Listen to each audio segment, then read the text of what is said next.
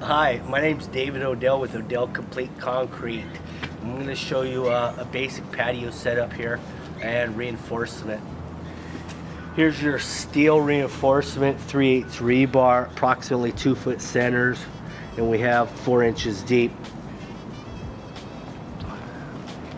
It was they had stepping stones in here that we removed. We have a chalk line, a red chalk line along the house. That red chalk line in 4 feet is about 3/4 of an inch higher than the top of my outside form, so we get good slope away from the house. These are existing patio footings that we're going to be pouring around. The top of concrete goes to the top of these post stirrups. And we double checked them and they're actually level, which is real surprising. Something that's this old. So we came right to the top of these, so they'll barely be noticeable when it's all said and done.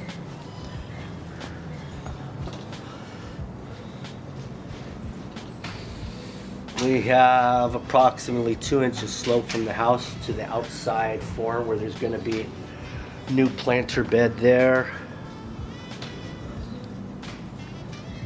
This lawn over here, this lawn's going to be coming out. We're going to be putting some new Marathon 2 in here with sprinklers all the way around the perimeter, 8 feet spacing, and all of the heads will be spraying in. Over here we have box out. This valve will be replaced. It's an old one. It doesn't have an auto timer, no wiring. We're going to plug it in. We got an outlet right here on the side of the house we're going to utilize for a sprinkler timer box. And we have underneath from this box out over to here, from here to here, we have a 3-inch sleeve buried so we can run the future pipeline through there. Low voltage can go through there, the whole works, because we do have an outlet.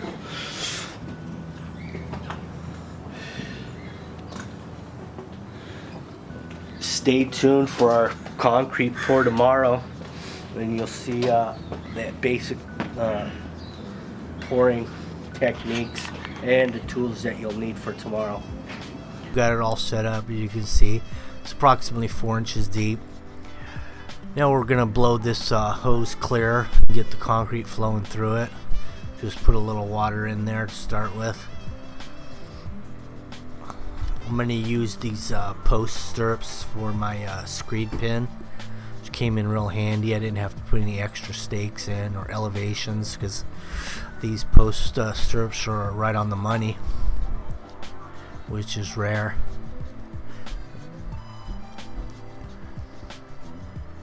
And what I'm doing is we're pulling up the rebar as we go back.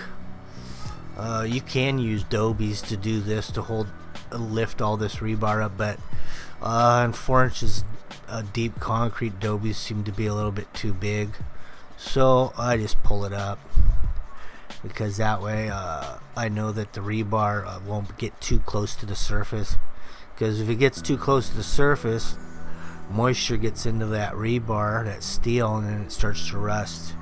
When that happens, the steel starts to expand from rust, and then it explodes the concrete off the top, and then you get a real mess. So it's better to keep it low than high.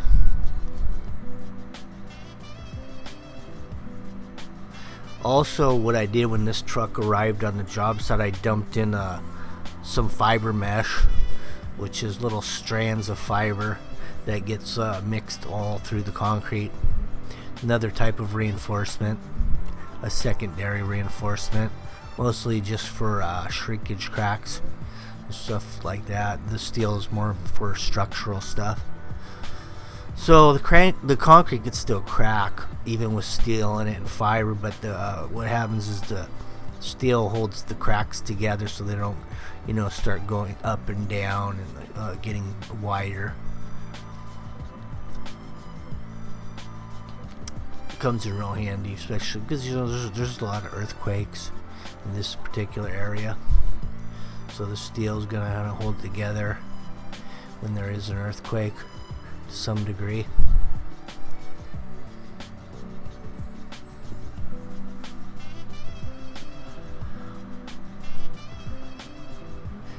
So we kind of laid this down here with a 2x4 as a straight edge, and we've got pretty good slope on this patio. I think I got about 1.5%, so that's about 3/16 of an inch per foot of slope, which is real nice on a smooth patio.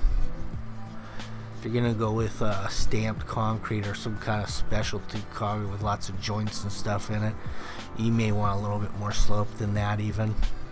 Otherwise it gets kind of hung up in the depressions and stuff, the water. This one here is just going to be a fairly smooth broom finish. Then I'm going to do saw cut joints in it, so it's not going to hold back a lot of water. So I don't have to have a lot of slope on this to get it all out.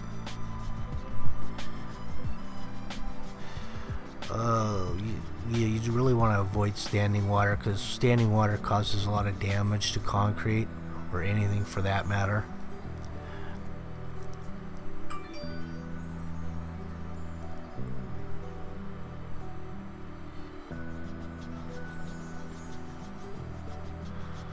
Here's the end of the pour here, a little 4-foot wide walkway. Threw a couple, what is that, about a 3-foot radius in these corners. This is your 10-inch wide walking edger, 1/2-inch radius. Keeps the edges nice and flat.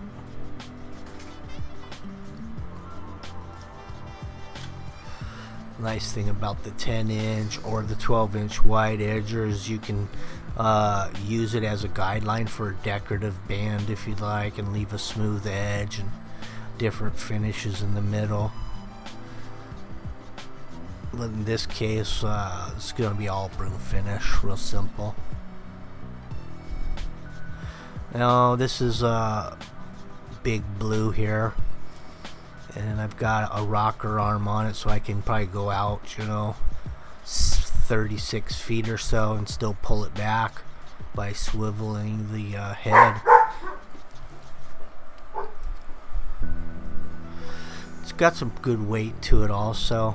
It's sealing up the concrete real nice. It's making it real flat. It's not leaving a lot of lines. So this makes it a lot easier to get a final finish.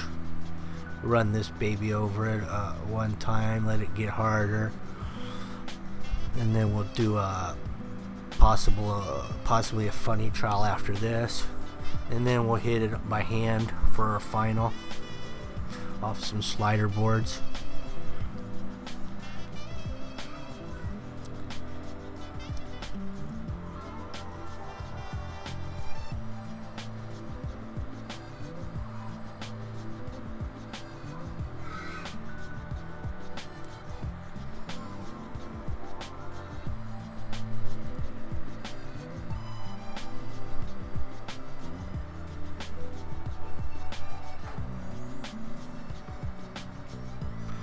Here we are on the sliders. As you can see, we got some pretty large trowels here. These are, I believe, are 20 by 5s. The big trowels with the one side rounded. And then we've got, a basic 12 by 4, just for a leaner or for scrubbing a little bit harder concrete. These fiberglass floats are a little bit wider than the steel ones, and they have a little more friction on them, so they don't move around as much when you're on a grade or something. So this is what I prefer, the fiberglass sliders. Hold a little more weight, they don't sink in as much, so you can get out there a little bit earlier. You can get on a slope and not slide down the hill out of control, so it works better for me this way.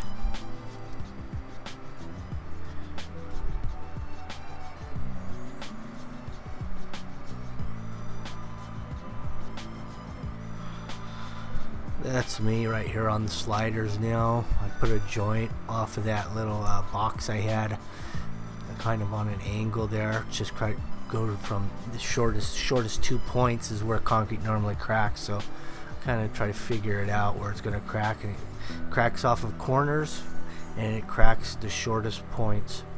So that's where you're going to always want joints.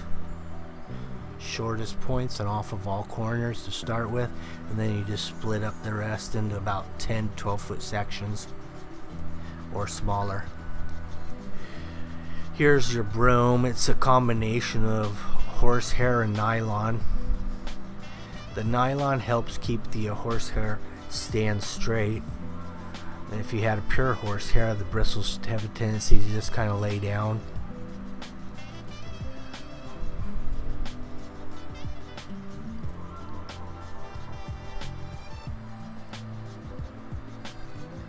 We got a couple sleeves. We have a 3-inch sleeve from that little box out where the water valve is and sprinkler valve to the lawn for future plumbing if need be, or low voltage or any other things you want to run underground there. Something important to think about whenever you pour concrete. It's best to get your underground in first, or even for future stuff.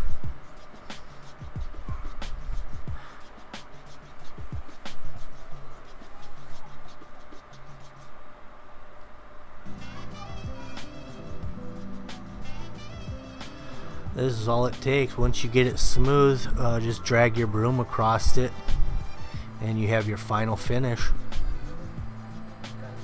You want to pull it straight back, keep your lines straight.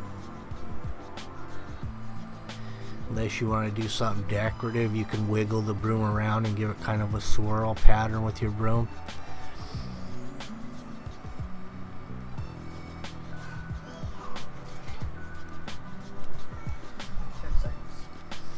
Anyway, thanks for watching my video. If you have any questions or comments, please contact me.